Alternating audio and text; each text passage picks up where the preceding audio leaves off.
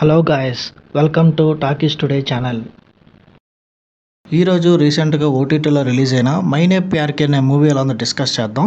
So వీడియోలోకి వెళ్ళే ముందు మీరు మన ఛానల్ని ఫస్ట్ టైం చూస్తున్నట్టయితే ఒక లైక్ చేయండి, ఒక కామెంట్ చేయండి, అలాగే మన ఛానల్ని సబ్స్క్రైబ్ చేసుకోండి. చాలామంది మన ఛానల్ని సబ్స్క్రైబ్ చేసుకోకుండానే వీడియోస్ చూస్తున్నారు గైస్. మీరు సబ్స్క్రైబ్ చేసుకుని చూడడం వల్ల ఛానల్కి అంత ఎంకరేజ్మెంట్గా ఉంటుంది. సో సబ్స్క్రైబ్ చేసుకుని వీడియోస్ చూడండి. ఇంకా లేట్ చేయకుండా వీడియోలోకి వెళ్ళిపోదాం. Let's get started. Maine Pyar Kiya Bhakta Kannappa సినిమా ద్వారా మనకి తెలుగు ఇండస్ట్రీకి పరిచయమైన హీరోయిన్ ప్రీతి ముకుందన్. తను లీడ్ రోల్లో చేసిన ఈ సినిమా ఇటీవల థియేటర్స్లో రిలీజ్ అయ్యి రీసెంట్గా ఓటీటీలోకి వచ్చింది. ఈ మూవీ ఎలా ఉందో ఇప్పుడు చూద్దాం. ఈ సినిమా కథ ఆర్యన్ అనే ఒక నిరుద్యోగ యువకుడు, అలాగే నిధి అనే ఒక సాంప్రదాయబద్ధమైన తమిళమ్మాయి చుట్టూ తిరుగుతుంది. ఆర్యన్ ఒక కాలేజీ డ్రాప్అవుట్, భవిష్యత్తుపై పెద్ద క్లారిటీ లేకుండా తిరుగుతూ ఉంటాడు. అలాంటి సమయంలో మంచి కుటుంబ కట్టుబాట్లు, కఠినమైన సంస్కృతి మధ్య బందీగా ఉన్న నిధి అనే అమ్మాయిని చూసి ప్రేమలో పడతాడు. ముందు వాళ్ళిద్దరి మధ్య స్నేహం కుదురుతుంది. ఆ తర్వాత ఆ స్నేహం ప్రేమగా చిగురుస్తుంది. కానీ నిధిని వెతుక్కుంటూ ఆర్యన్ మదురై వెళ్ళినప్పుడు అతని ప్రేమ ప్రయాణం అకస్మాత్తుగా ప్రమాదకరమైన ఒక యాక్షన్ థ్రిల్లర్గా మారుతుంది. ప్రేమ కోసం అతను ఒక పెద్ద తమిళ్ గ్యాంగ్తో పోరాడాల్సిన పరిస్థితి అయితే వస్తుంది. ఆ తర్వాత ఏం జరిగింది, వాళ్ళిద్దరూ చివరికి కలిశారా లేదా, ఈ విషయాలన్నీ తెలియాలంటే మీరు ఈ సినిమా చూడాలి. ఈ సినిమా పాజిటివ్ పాయింట్స్ అంటే ఇప్పుడు చూద్దాం. ఈ సినిమా మెయిన్ హైలైట్ పాయింట్ వచ్చేసి ఈ సినిమా హీరోయిన్ పర్ఫార్మెన్స్ అని చెప్పచ్చు. ప్రీతి ముకుందన్ చాలా అందంగా, పాత్రకు తగ్గట్టుగా నిధి క్యారెక్టర్లో ఆకట్టుకుంటుంది. మలయాళంలో తను చేసిన ఫస్ట్ సినిమా చాలా బాగా చేసింది.